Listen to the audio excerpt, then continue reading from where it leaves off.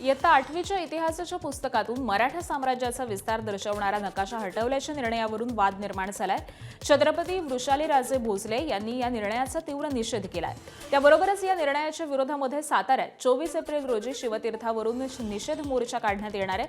मोर्चा मोठ्या संख्येनं शिवप्रेमींनी सहभागी होण्याचं छत्रपती वृषालीराजे भोसले यांनी आवाहन केलंय। दरम्यान हा निर्णय इतिहास पुसण्याचा प्रयत्न असल्याचा आरोप देखील केला जातोय। वेगवेगळे पक्ष, समाजातील वेगळे म्हणजे संघटना या सर्व येऊन आम्हाला भेटल्या। त्यांनी सुद्धा सपोर्ट दाखवला आहे आणि 24 तारखेला सातारा येथील शिवतीर्थ ते कलेक्टर ऑफिस आपण हा निषेध मोर्चा काढणार आहोत।